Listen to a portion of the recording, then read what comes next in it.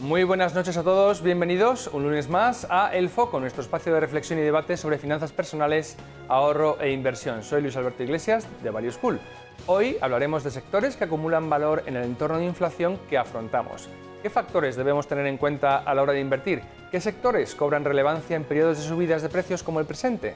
Conversaremos sobre todo esto y presentaremos casos de inversión con dos gestores profesionales. Y como todas las semanas, disfrutaremos también de varias recomendaciones de lectura y de enseñanzas sobre psicología para inversores. Empezamos.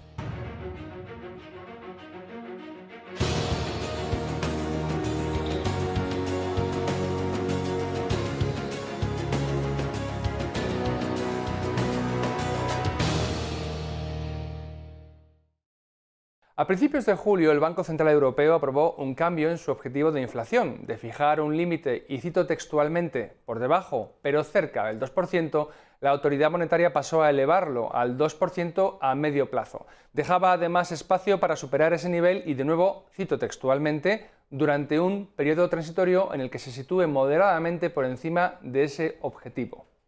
Quizá os parezca que se trata de un matiz simple, pero esta concesión no es meramente estética. Se trata de un giro estratégico del BCE después de casi 2 décadas centrado en la estabilidad de precios. La entidad presidida por Christine Lagarde no ha sido la única en cambiar sus reglas de juego. La Reserva Federal de los Estados Unidos realizó un movimiento parecido el año pasado. La Fed anunció que permitiría una inflación, y cito textualmente, moderadamente superior durante ciertos periodos, si el promedio se quedaba lo más cerca posible del 2%. Para comprender estos movimientos podríamos remontarnos a la crisis hipotecaria que se llevó por delante a Lehman Brothers en 2008, pero no es necesario retroceder tanto. Solamente nos hace falta echar la vista atrás un año. La crisis del coronavirus empujó a los gobiernos de prácticamente todo el planeta a aprobar paquetes de ayudas multimillonarios. Estos estímulos a la economía debían evitar la quiebra de empresas y garantizar unos ingresos mínimos a la población con menores recursos. Ahora bien, la pregunta es, ¿quién va a pagar la factura de esos planes? El contribuyente, claro, pero afrontará la deuda de dos maneras: pagando impuestos más altos y con pérdida de poder adquisitivo. Nos explicamos. Cuando un país necesita financiar unos gastos, emite deuda. Y la manera más fácil de afrontar esa deuda es crear nuevo dinero para pagarla. Los ciudadanos no lo podemos hacer, pero los estados sí tienen esa capacidad. Parece una solución ideal, salvo por un detalle que no es menor. Cuando aumenta la cantidad de dinero en circulación, suben los precios y aumenta la inflación.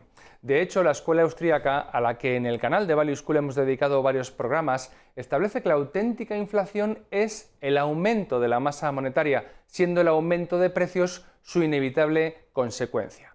Los estados endeudados se benefician de una inflación alta porque, a medida que los precios suben, su deuda vale menos en términos reales. Con esta relajación del objetivo de inflación, los bancos centrales dan un balón de oxígeno a estos países, que aliviará de este modo la carga de su deuda. Ahora bien, su deuda vale menos, pero también vale menos el dinero que tenemos depositado en nuestras cuentas corrientes y que tanto nos cuesta ahorrar. ¿Cómo contrarrestamos este efecto? ¿Qué deberíamos hacer con nuestro patrimonio para obtener la mayor rentabilidad en entornos inflacionarios? ¿En qué sectores nos debemos fijar? ¿Varía en algo la estrategia con respecto a las épocas de estabilidad de precios? Para responder a estas y otras preguntas contamos hoy con José Ruiz de Alda, gestor de inversiones en Cima Capital y asesor de Cima Global Value SICAV, y con Miguel Ángel Rodríguez Quesada, gestor de fondos y socio de Oros Asset Management. José, Miguel Ángel, ¿cómo estáis? Bienvenidos. Muchas gracias, Luis.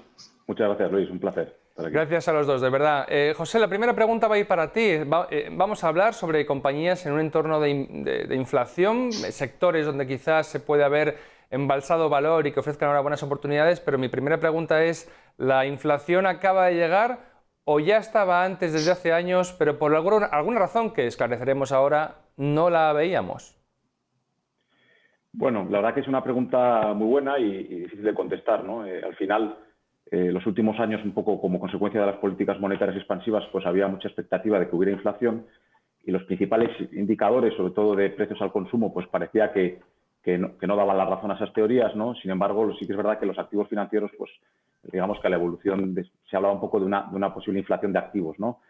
Y sin embargo, ahora un poco después de la pandemia, digamos después del parón, pues parece que se han producido algunos cuellos de botella en la cadena de suministro global y está empezando a aflorar ahora sí cierta inflación, ¿no? Ahora veremos si es una inflación de corto plazo, un poco de reajuste después del efecto de la pandemia y del parón industrial que ha habido globalmente y la reactivación de la demanda, o bien estaremos hablando de realmente una inflación más a largo plazo y, digamos, esta canalización de la política monetaria hacia forzar al ciudadano, al consumidor, a consumir más, a endeudarse, etcétera, ¿no?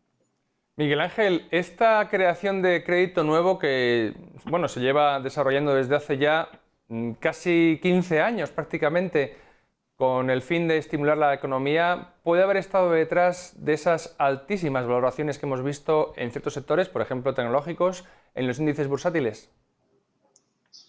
Bueno, no me atrevo a afirmarlo categóricamente y que todo el efecto haya sido derivado de esta política monetaria, pero yo creo que en parte sí, ¿no? Los tipos bajos, al final, pues, todo el dinero que había históricamente en depósitos, al haber una rentabilidad tan baja, se ha ido moviendo hacia activos con algo más de riesgo para buscar más rentabilidad. Primero la renta fija pública, pues esa renta fija pública, la rentabilidad también se fue comprimiendo y la rentabilidad bajó muchísimo. Ese dinero se fue a buscar rentabilidad a la renta fija privada o corporativa de empresas. Ahí también, sobre todo las de las grandes empresas, se comprimió muchísimo la rentabilidad, casi los tipos de interés de esos bonos estaban bajísimos, y eso hizo que todo ese dinero derivado de inversiones, digamos, como más seguras, se fuera a los mercados de equity, a los mercados de acciones, ¿no? Y sobre todo a compañías cuyos flujos de caja pues, son muy predecibles, son estables, como las grandes corporaciones, y en parte eso sí que puede haber influido en que empresas estas gigantescas que conocemos todos muy defensivas como Unilever, Nestlé, Procter & Gamble, todas estas grandes multinacionales cuyos crecimientos en cada país donde están pues, son muy similares a los del propio PIB del país, pues están cotizando o hayan estado cotizando a niveles de 30 veces beneficios, ¿no? Y esas empresas pues pesan en parte en los índices, y eso es un poco derivado de los tipos de interés tan bajos, ¿no? Y dónde se ha ido el dinero a buscar rentabilidad. También esto favorece a compañías de crecimiento cuyos flujos de caja están más alejados en el tiempo, que al final al descontar esos flujos de caja, ese crecimiento a tipos más bajos, pues esos flujos de caja se pagan más, ¿no? Se paga más por ese crecimiento y menos por el valor actual. O sea que en parte yo creo que sí, igual ¿no? Todo el efecto no viene derivado igual de los tipos de interés, pero yo creo que una parte importante sí. José, en Value School a menudo hemos explicado que invertir en activos reales es lo que sostiene continuamente, siempre que le preguntan Francisco García Paramés, el fundador de Value School, invertir en activos reales, en cosas, como él dice, en compañías, nos protege de la inflación. ¿Nos puedes explicar cómo funciona esta protección? ¿Por qué comprar acciones de empresas es una buena protección en estos momentos? Bueno, básicamente, ya de forma más genérica, evidentemente los activos reales son limitados. Tú no puedes multiplicar las viviendas, no puedes multiplicar, digamos, cualquier activo real a tu gusto, ¿no? Como si se hace con la masa monetaria, ¿no? Con el dinero. Por lo tanto, evidentemente, cuando digamos que el dinero empieza a perder valor porque se expande en exceso, evidentemente los activos reales reflejan esa devaluación del dinero valiendo más, ¿no? Por eso, normalmente son una protección. En el caso de las acciones, cuando hay un repunte de la inflación, quizá a corto plazo, un poco en la línea con lo que comentaba Miguel, pues puede generar un efecto a la baja, porque al final, cuando se genera inflación, se suele exigir un tipo de interés superior a los activos financieros para compensar esa inflación, y eso implica que le exiges más rentabilidad a las acciones y, por lo tanto, estás dispuesto a pagar un múltiplo algo más bajo, y puede ser que a corto plazo tenga un efecto corrector en general en las bolsas, pero a largo plazo está claro que aquellas compañías que sean capaces de repercutir esa inflación en los precios de sus bienes y mantener las rentabilidades, pues serán capaces digamos, de defender ese valor como activo real, ¿no? Eso está claro. Entonces, sin duda, es la única forma que hay para protegerse de la inflación es tener activos reales, y las acciones, en este caso las que sean capaces de repercutir, como comento, los precios, pues serán una buena defensa, sí, sin duda. Miguel Ángel, ¿hay sectores que funcionen, bueno, o donde las inversiones puedan funcionar mejor precisamente en tiempos de inflación? Sí, bueno, también de acuerdo con lo que dice José, ¿no? En primer lugar, en términos generales, la bolsa se comporta bien, ¿no? Invertir en empresas, invertir en bolsa siempre ha funcionado en periodos inflacionarios, ¿no? Lo que hay que tener cuidado de no sobrepagar, ¿no? Hay compañías o sectores que se comportan mejor que otros.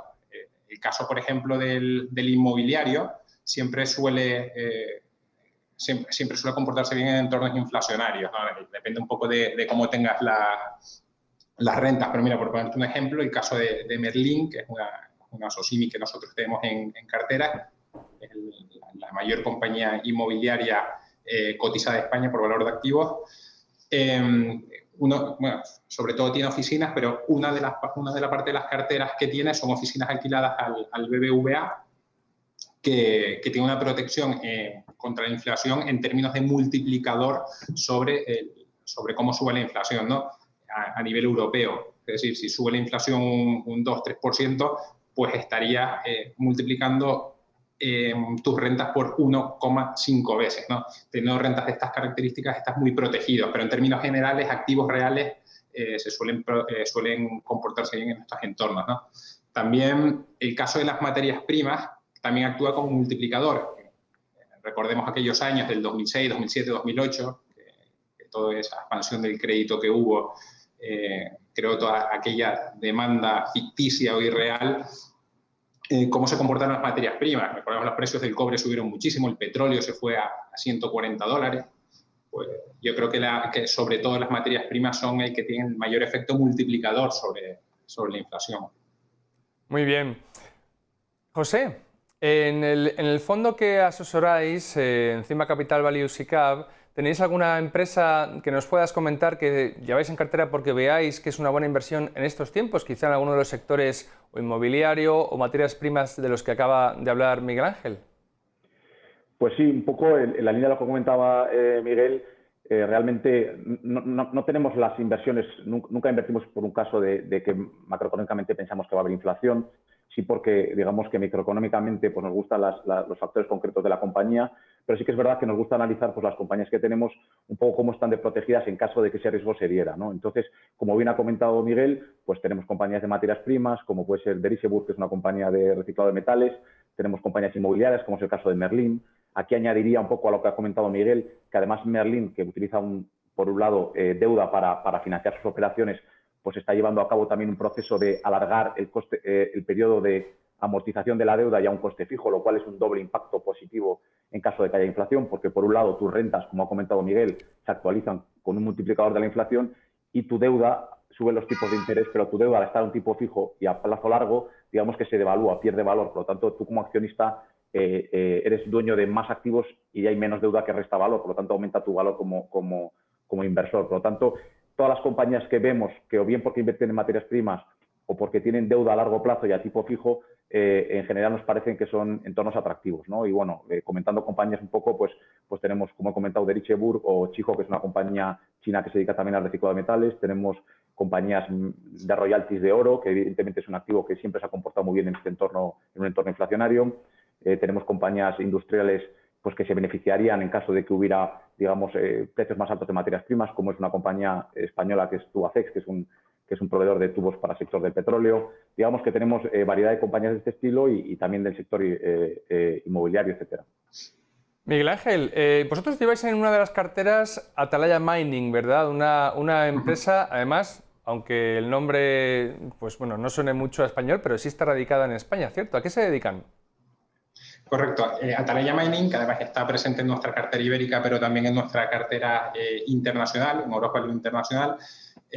Como bien dices, aunque es una compañía cotizada en Londres, con nombre inglés, es la propietaria de las minas de Río Tinto, en Huelva, que bueno, son minas que se llevan explotando pues, más de 3.000 años de una forma u otra, ¿no? Desde la época de fenicios, tartesos, luego los romanos, los ingleses de forma profesional ya en el siglo XIX. Y esto es una compañía minera que a pesar de explotar una mina que no es especialmente atractiva en términos de costes, no es tan eficiente porque la ley del mineral es baja, es decir, tienes que mover mucha tierra para sacar poco cobre, es muy interesante porque es un rara avis en el sector minero, ¿no? Es una compañía que no tiene deuda, de hecho tiene caja neta y además está muy bien gestionada está muy bien gestionada por un equipo directivo. Primero, los accionistas son fondos, ¿no? que lo que quieren es que suban el precio de las acciones, y está gestionada por un equipo directivo liderado por Alberto Labandera, que es un excelente consejero delegado que tiene muchísima experiencia, tanto a nivel nacional como internacional, en diferentes compañías mineras. Además, está comprando acciones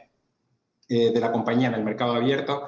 Así que, bueno, es una compañía que nos gusta bastante para jugar la tesis del cobre. Que la tesis del cobre no es que la juguemos porque hay inflación, lo que creemos que en el cobre hay dos efectos interesantes. En primero, que la oferta es limitada. Es decir, el cobre más barato se ha ido sacando a lo largo de los años, cada vez es más difícil sacarlo y no hay mucha oferta. Y después la tesis por el lado de la demanda es muy interesante, ¿no? Porque el cobre es un material que se utiliza sobre todo para la industria, ¿no? Es un elemento muy importante para la electrificación a nivel global, y pensar que hay países como China o India que se están electrificando, que está llegando la electricidad cada vez a sitios más lejanos, se está montando muchísimo stock pensemos de línea blanca, por ejemplo, de lavadoras, lavavajillas, etcétera. Todo eso lleva muchísimo cobre. La tesis de demanda es muy fuerte, y esa era la tesis que teníamos hasta el año 2017 o 2018, pero es que ahora el cobre es muy interesante para todo esto de la economía verde, primero para la generación de energía a través de energías renovables. Para hacer un parque eólico o una planta solar se necesita muchísimo cobre, ¿no? Entonces la demanda está subiendo muchísimo por ahí. Pues para el coche eléctrico, la electrificación del parque automóvil también va a requerir una demanda enorme de cobre. Pensar un coche de combustión interna lleva aproximadamente 15 kilos de cobre, y un coche eléctrico pues lleva 4 veces más, ¿no? 60 kilos de cobre por cada automóvil. Con lo cual, los países desarrollados también van a pedir muchísimo cobre, ¿no? Y ya el precio, la verdad, del cobre ha subido bastante. Nosotros tenemos varias inversiones en diferentes mineras. Vendimos la última, Freeport-McMoRan, ya a finales del año pasado, después de haber multiplicado casi por 4 en el año. Y todavía tenemos atalaya, a pesar de que los precios del cobre ya han subido mucho, precios por encima de lo que consideramos nosotros normalizado, ¿no? O con lo que nos sentimos cómodos. Pero bueno, el mercado todavía no ha reconocido todo el valor de esta compañía, a pesar de que ya hemos ganado bastante dinero ahí. También es porque es una compañía pequeña, ¿no? Con una capitalización de mercado de unos 500 millones de euros aproximadamente, con poco free float, con poco volumen de acciones, que eso pues no atrae a los grandes fondos, ¿no? Y ahí se está creando, yo creo que un poco de valor, y todavía está descontando su valoración precios del cobre mucho más baratos de los que están ahora, ¿no? Muy bien. José, hemos hablado del cobre bueno, pero también invertís, en vuestro caso además, en otros metales preciosos, oro y plata. ¿De qué forma? Pues, como he comentado, por un lado, como comenta Miguel, por la parte de cobre, que básicamente nuestra tesis de demanda es un poco similar a la que tiene Miguel, nosotros lo jugamos un poco por otra vía, que es por los recicladores de metales, que el cobre es uno de los principales metales que se reciclan en la economía circular, y bueno, digamos que este tipo de negocios, siendo algo peores que la minería en el sentido de que los márgenes son algo más bajos, sí que es verdad que regulatoriamente está teniendo mucho impulso por todo, digamos, la evolución hacia una economía circular, y bueno, nos parece que tiene bastante sentido, ¿no? Y en la parte que me comentas de metales preciosos, pues nosotros, evidentemente, pues son básicamente oro y plata. Nosotros invertimos principalmente a través de una compañía de royalties que se llama Osisko Gold Royalties, que es una compañía canadiense que, digamos, que tiene derechos de explotación mineras sobre los mejores proyectos de oro que hay en Canadá, ¿no? Tiene la mejor mina de Canadá, que es Canadian Malartic, que tiene ahora una expansión subterránea muy grande, que va a aumentar mucho las reservas y los años de explotación. Pues ese activo es propiedad de Osisko. Es un activo que tiene mucho menos riesgos que la minería en sí, porque al final tú tienes un derecho de cobro sobre las ventas que tiene la mina, independientemente de que la mina sea más o menos rentable. Tú siempre cobras, digamos, un porcentaje fijo sobre las ventas. Tienen menos apalancamiento operativo, y son negocios que se ha demostrado que a través de los ciclos de la minería, que son muy duros, generan mucho más valor a largo plazo, ¿no? Porque son compañías que, cuando viene un ciclo muy malo de la minería, ellos siguen cobrando sus derechos de mineros, que se ven mucho menos impactados que la rentabilidad de las compañías mineras, y por lo tanto pueden reinvertir en un ciclo bajo en la industria. Cuando todo el mundo en la industria está pasándolo mal, ellos realmente es cuando están generando mucha caja y pueden reinvertir, ¿no? Entonces, nos parece la forma correcta de invertir en este tipo de activos, como es en el caso del oro, aunque tenemos alguna compañía minera de oro bastante eficiente que nos parece atractiva, pero sí que es verdad que un poco, como somos agnósticos sobre si vamos a acertar completamente sobre el ciclo, y más en el caso del oro, ¿no? que es un metal cuya demanda no es puramente industrial, sino que tiene una parte de demanda como activo de inversión, ¿no? Como activo monetario, y que es muy difícil de prever a largo plazo, ¿no? Porque no es como lo que comenta Miguel del cobre y del coche eléctrico y de la energía fotovoltaica, que más o menos ves hacia dónde va el mundo y cómo va a crecer, sino que en este caso, al ser una demanda no industrial y más monetaria, pues es más difícil prever, ¿no? Entonces, nos parece que la forma correcta de jugarlo es con una compañía de royalties bien gestionada y con activos, por supuesto, que sean en jurisdicciones muy sólidas, donde no haya riesgo político, y que sean activos eficientes y que esté distribuida en muchos activos para no tener demasiado riesgo con un proyecto concreto, ¿no? Muy bien. Miguel, me ha llamado la atención, cambiando ya de sector, aunque seguimos en las materias primas, ver que invertís en algo tan, permíteme el adjetivo, polémico o castigado como puede ser el uranio. En esta época en que lo que se promociona es la energía verde, no contaminante, ¿cómo es que a esto no le veis un problema? ¿Cuál es, en definitiva, la tesis, las razones cuáles son que os llevan a invertir en algo como el uranio? Bueno, primero es verdad lo que comentas, ¿no? Y sobre todo lo que leemos en las noticias de cierres de plantas, ¿no? De productores de energía a través de uranio, cierre de reactores en Alemania, etcétera, ¿no? Pero el uranio al final, el problema que tiene son los residuos, y los residuos están muy bien controlados. Eso te voy a contar primero cómo veo el uranio y luego te comento la tesis, ¿no? Pero bueno, los países que crecen muchísimo tienen mucha demanda energética, como el caso de China, la India, Corea, todos esos países, Rusia, están desarrollando reactores, con lo cual la demanda de uranio está creciendo en el futuro, o creemos que va a crecer en el futuro, pero nosotros no jugamos la tesis por el lado de la demanda, la jugamos por el lado de la oferta. Bueno, después de todo el tema de Fukushima, los precios se cayeron, se fue toda la oferta del mercado, y lo que hay es un cuello de botella, ¿no? Y ahora creemos que las utilities van a tener que renovar los contratos y va a haber muchísima más demanda de la oferta que hay en el mercado, y los precios del uranio van a subir. Nosotros tenemos las inversiones de uranio, no las tenemos en minas, aunque hemos tenido minas de uranio en el pasado, Cameco, minera canadiense, pero también para evitar el riesgo operativo inherente a una mina, ¿no? Un poco también algo que comentaba José, que invertía en oro a través de royalties. Tenemos las inversiones en uranio a través de dos vehículos, Yellowcake y Uranium Participation Corporation, que lo que básicamente son gestoras que almacenan el uranio físico, cobran un fee muy pequeño, y en el momento que el uranio suba de precio en lo que ellos estiman oportuno, pues lo venderán, ¿no? Entonces estamos jugando directamente ese cuello de botella del uranio, apostamos a que el precio va a subir, y lo jugamos sin riesgo operativo, ¿no? De que en la mina pase algo, ¿no? En Cameco, por ejemplo, las minas han tenido problemas de filtraciones, de inundaciones, etcétera, ¿no? Y esto para una mina incrementa mucho los costes, ¿no? Al final es como jugarlo a través de un ETF. Muy bien. José, vosotros además estáis también invertidos en lo que se conoce como oil and gas, que es, corrígeme, el petróleo, crudo, derivados. Tenéis a Golar en cartera, ¿verdad? Sí, correcto. Tenemos una inversión en Golar, que como, bueno, es una compañía que tiene varias líneas de negocio. Por un lado tiene una parte de shipping, de transporte marítimo del LNG, que es un segmento en el que somos bastante positivos a medio plazo.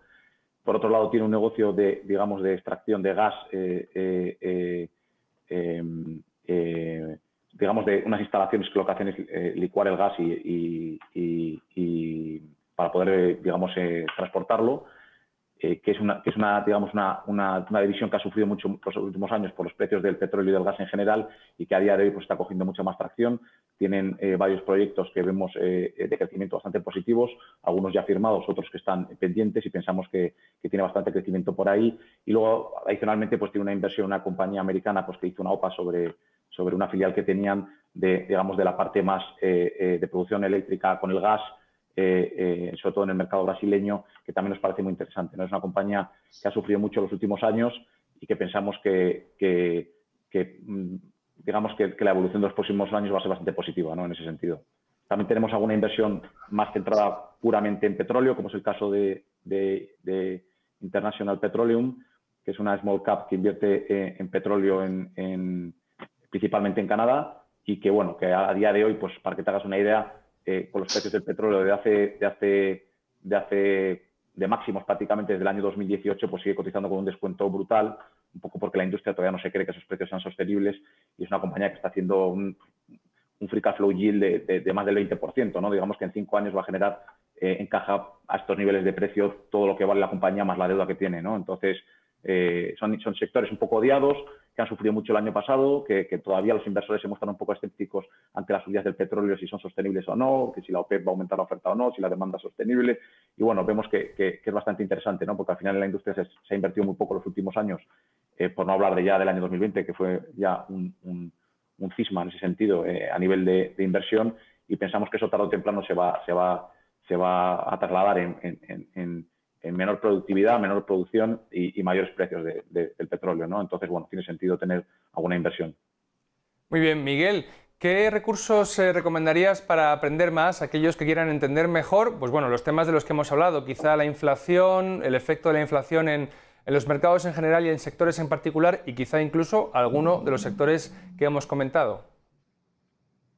Sí, pues, por ejemplo, mira, para entender los ciclos de capital, es un libro que ya ha recomendado mi compañero Javier Ruiz en muchas ocasiones, además un libro que nos gusta a los 3 gestores de Oros, que sería Capital Returns, que te enseña o te da algunas pistas de cómo invertir a través de los ciclos, ¿no? Y cómo te tienes que fijar mucho en la oferta de las materias primas o del producto que sea, y menos en la demanda, porque las estimaciones de demanda siempre te vas a equivocar, ¿no? Y yo creo que ese es un libro muy interesante. Es verdad que tienes que tener algunos conocimientos, no es para empezar, pero me gusta mucho y no me gustaría dejar de recomendarlo para un sector, para lo que hemos estado hablando ahora, ¿no? Y también recomendaría, sobre todo, pues, si quieres aprender de invertir en sectores de estos, en materias primas, pues leer muchísimas, a lo mejor cartas de gestores especializados, como es el caso de Goring y Rosenblatt, o también lee, no sé, cuentas anuales de compañías, presentaciones inversores de compañías mineras, productoras de acero inoxidable, de carbón metalúrgico, de celulosa, etcétera. Te dan muchísima información. Luego tienes muchas asociaciones gratuitas, ¿no? No necesitas ser un profesional para invertir en ese tipo de compañías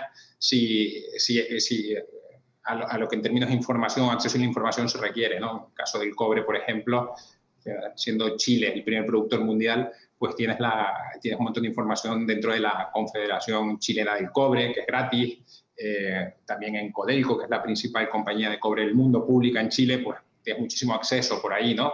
Compañías en acero tienes worldsteel.org, que también tienes muchísima información y son buenos pasos para poder empezar a invertir en estos negocios, ¿no? Muy bien, yo añadiré que Rendimientos del Capital, bueno, el libro de Edward Chancellor lo tenemos en la colección de clásicos modernos de la inversión que publicamos con Deusto en edición en español para los lectores que quieran disfrutar de él. José, ¿cuáles son tus recomendaciones sobre los temas que hemos abordado? Bueno, yo la verdad que a nivel empresarial, sobre sectores tan cíclicos como los que hemos comentado, sin duda el libro que ha comentado Miguel, Capital Returns, es para mí, estoy de acuerdo con él en que es clave. Es verdad que quizá para los televidentes que no estén, digamos, que estén, digamos, introduciéndose un poco en el mercado y demás, pues sí que les recomendaría primero que quizá se leyeran el libro de Un paso por delante de la bolsa de Peter Lynch, que te explica un poco la clasificación de las compañías para entender lo que es una compañía cíclica y un poco cómo orientar el análisis inicialmente, ¿no? Que es algo un poquito más introductorio. Y además es un libro muy, muy, muy ameno y que es muy poco técnico, y para las personas que estén introducidas un poco en el mercado, pues yo creo que en la bolsa pues será muy, muy interesante. Y por supuesto, por lo que ha comentado Miguel, ¿no? Repitiéndome un poco, pero al final tienes asociaciones de productores de todos los sectores en los que puedes acceder a un montón de información y publicaciones. Y por supuesto, lo primero, pues si vas a aprender sobre el sector del cobre, pues empezar a leerte los informes de las compañías cotizadas de cobre, que hay multitud, y a ellas pues te hacen un pequeño resumen de cómo evoluciona la industria, el sector, la demanda, la oferta, etcétera, ¿no? Entonces yo creo que hay en ese sentido multitud de opciones, ¿no? Muy bien, yo para aquellos espectadores que deseen entender un poco mejor qué es el dinero, cómo funciona y qué efectos tiene la manipulación de la oferta monetaria, lo que conocemos como inflación, cuando se aumenta la masa monetaria, quiero recomendar el ensayo de Carl Menger, que es el fundador de la Escuela Austríaca de Economía, a la que me he referido en la introducción del programa. Un ensayo exclusivo dedicado al dinero, muy poco conocido, pero tremendamente interesante. Está en español, en Unión Editorial, como ven, en formato de bolsillo. Es una estupenda lectura para introducirse en algo tan apasionante y quizá un poquito complejo como la teoría monetaria en la versión de la Escuela Austríaca, que es tremendamente útil para entender lo que ocurre muchas veces en los mercados donde invertimos. José Ruiz de Alda y Miguel Ángel Rodríguez Quesada, muchas gracias a los dos por vuestro tiempo. Muchas gracias a ustedes. Y nada más por hoy. Como cada semana os invitamos a visitar nuestro sitio web www.valueschool.es para estar al día de nuestras actividades y cursos, y también os recomendamos, como no, echar un vistazo a nuestro canal de YouTube para disfrutar aprendiendo sobre finanzas personales e inversión. Y nos vemos el próximo lunes a las 8:30 de la noche en Negocios Televisión. Hasta pronto.